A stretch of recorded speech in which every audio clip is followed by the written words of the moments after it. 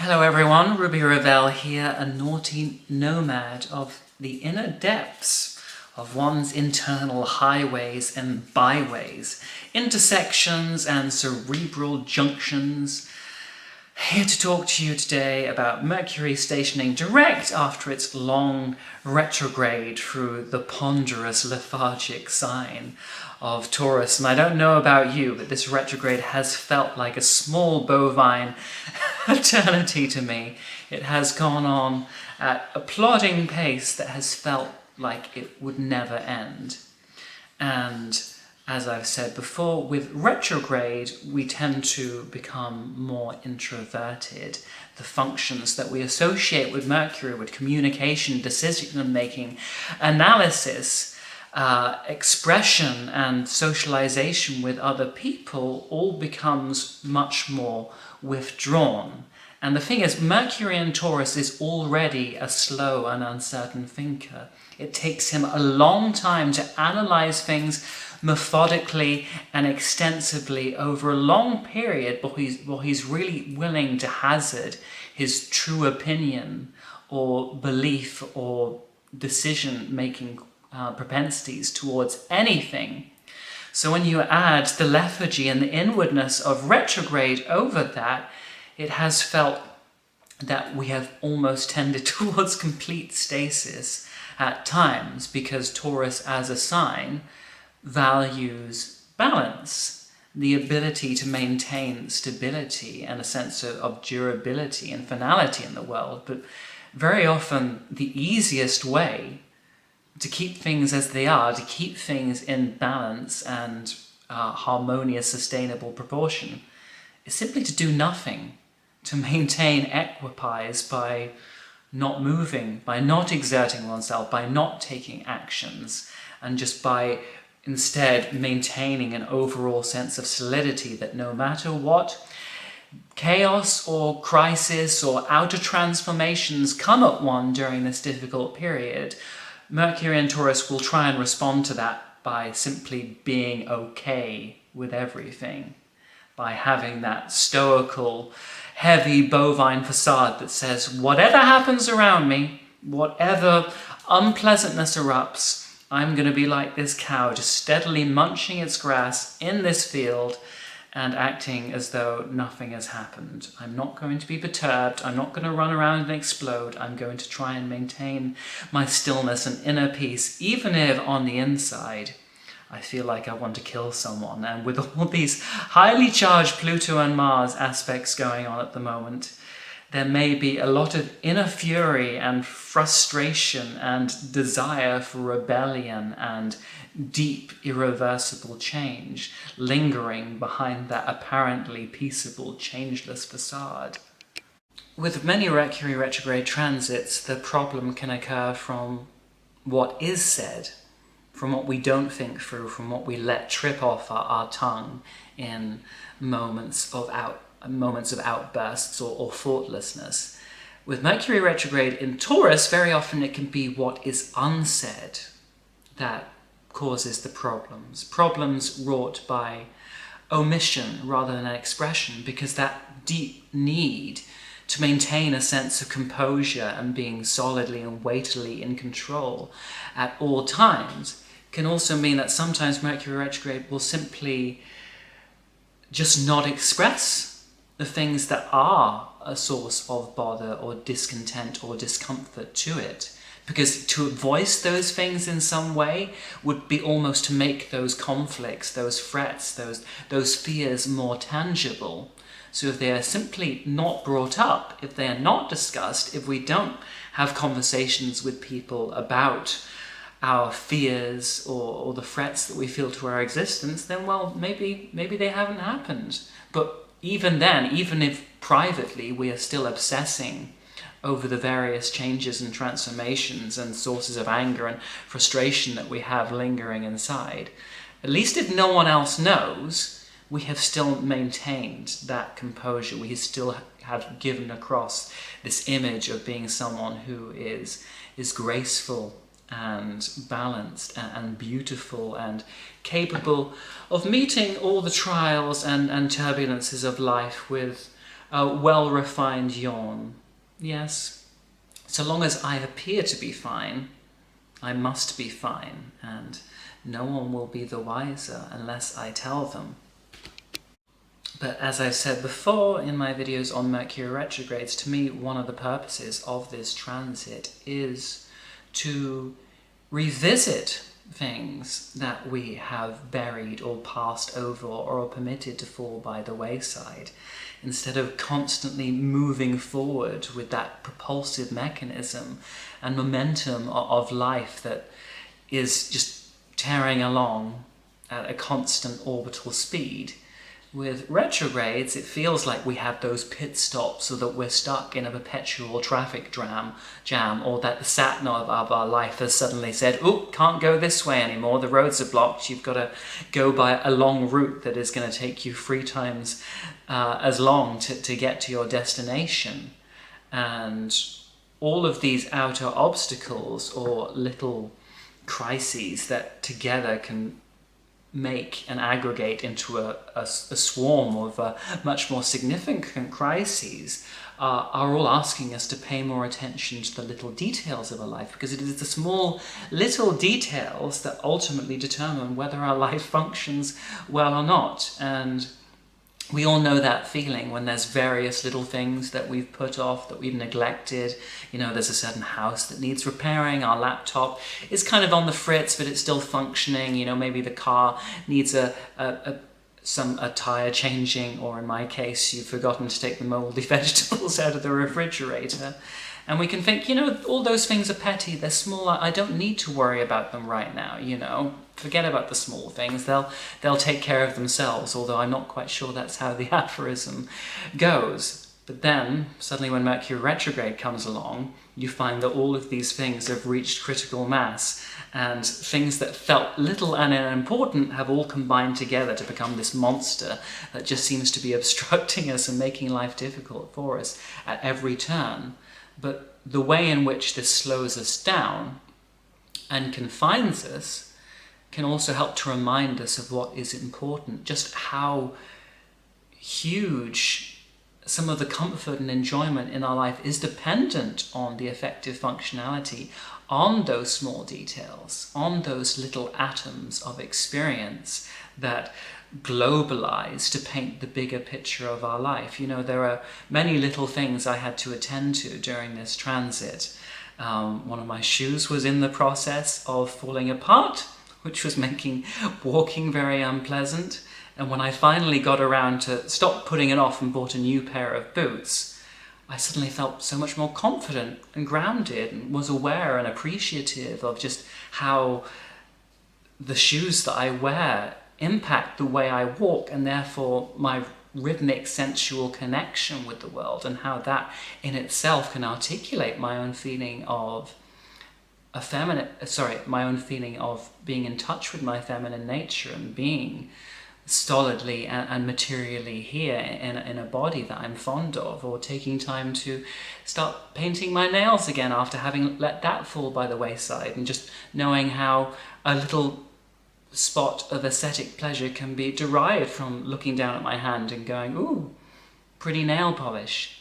The little pleasures in life can all accumulate and band together to achieve a much greater sense of satisfaction, just as all those little petty annoyances can also band together to create a conspiracy that seems like it just wants to piss us off at every turn. But you know, no Ruby Ravel video is complete without a discussion of the underworld, and as Mercury did retrograde to also be back in square to Pluto, while almost every other planet is an aspect to Pluto at the moment. The Sun is trining Pluto, Jupiter and the North Node are squaring Pluto, Mars is opposite Pluto, so there's a real sense that Pluto is the main governor calling all the shots at the moment. But in mythology, Mercury had many roles. He was the messenger of the gods. He moved between the gods and relayed messages to them, and messages from the gods to mortals, and vice versa. But because of that also gave him a sort of freedom of movement that none of the other gods possessed. He could be in the heavens, he could be on the earth, but he could also go below the earth to the underworld, to the realm of the dead, to Hades, that few other gods or humans could ever enter and also return from. And this tells us something about the power of the mind to help us explore our hidden unconscious depths, which may be otherwise inaccessible to us. And even Mercury retrogrades that don't involve aspects to Pluto often have a habit of taking us into our own deep, dark, inner depths, because when Mercury retrograde is there holding the traffic lights and just keeping it on red constantly, and we're sat there thinking, for fuck's sake, when is this light going to go amber and then green so I can start revving my car and get going? After a week or so of this situation, we start to realize this isn't going anywhere. There's no point me sitting in the car and revving and banging my head against the steering wheel and shouting at the other drivers and beeping my horn, even if that would give my ego a little bit of satisfaction. I might as well get out of the car and wander around, and as I can't go forwards, I might as well go back. And because the future feels close to us, almost like it's been forbidden from us touching it and reaching it in some kind of taboo way, we start looking to the past, because we start asking ourselves, well, what happened in the past that brought me to this impasse, to this cul-de-sac, to this traffic jam of the soul? In the first place, what brought me here? And we suddenly want to analyze all the different narrative threads and experiences that correlated to create this experience, which can be very useful. But sometimes then there is the danger of becoming too attached to the past. When we are in that underworld, we see things that once lived but are now dead to us. We see all our memories and past experiences and past versions of ourselves that we can never resurrect and revive again. And we can be obsessively and fanatically attached to those and wish, like Orpheus, there was some way that we could reclaim the past and bring it to the surface. And that can definitely lead us to some very morbid ruminations. But then that can also compel us to ask ourselves, what is it that we are missing, that certain things missing in our life right now, that certain things from the past can still exert such a hold of us? If Mercury goes retrograde and suddenly we find ourselves obsessed with a past lover or a friend who is no longer in our life, or with a job that we lost, or with a place that we lived and have moved away from, what power, what experience, what energy did that thing provide us with that is now dead to us, that our soul is craving for, and why are we craving for it? So there's lots of useful questions that can be brought about by apparently painful experiences and conflicts within the self that want to reach out and hold on to Eurydice and bring her back to the underworld, and yet the very fact of looking back at her reminds us that she is already dead, that maybe the ex-lover who we are so attached to is just a memory by now, is just an archetype, and the reality may be very far from what we experienced before, the danger of that nostalgia. And yet, also when we look at that graveyard of the past, we may find that there actually are some things that we could find again in the future. Sometimes we can make contacts with old friends. Sometimes we can reconcile with old lovers. Sometimes we can see habits or ways of living, or, little practices or things that we used to do that made us happy, and for some reason we stopped. And we can say, well, actually, why is this buried in the past? It's not actually dead. It's just been put on standby. It's been put in stasis. It's been locked away in a drawer. But maybe now is the time, when Mercury stations direct, to bring this thing to the surface, to express it and to let it out. And this is what happens with Mercury stationing direct, that if everything has been put on pause, if those traffic lights have been red, this is the point where, yes, the traffic light does run green, and yet we may have changed our mind and thought things through so deeply that by the time Mercury does station direct, we may have very different ideas about where we want to go next. having all that time just sat in the traffic lights, you know, when first we were just angry that they were red and saying, but I've got to get there, stop slowing me down. Once it goes green again, we may think, I'm not sure I want to go in that direction at all. I might want to go that way. I might want to do a complete about face and try something else. So those periods of kind of enforced meditation and contemplation for me is what Mercury Retrograde is really all about, helping us think things through so that we can make those U-turns if we need them. Or we may find that we are happy with the direction we're going in now, and yet the very fact that we've been denied from pursuing it has only made us engage with it more conscientiously, because it's been withheld it in some way. When we do engage with it again, instead of just seeing it as this familiar furniture-like function that it's easy to take granted for, we appreciate it. We appreciate the flow of life. We're happy for that momentum. We're happy for that swiftness and constant marching forward, because it reminds us of what it is to feel alive, while Mercury retrograde temporarily seems like it might be giving us this death in which everything is switched off. If everything's switched on again, even if it's a bit chaotic, suddenly pressing play after everything being on pause, at least there's motion again. At least there's the possibility of engaging with something new instead of being entirely consumed by the past. And having had that ourselves put on pause, we may suddenly find that we feel like saying yes to things that we previously said no to, that we feel like opening up to possibilities that previously we had just denied ourselves. So there can be fruit that grows in very strange places.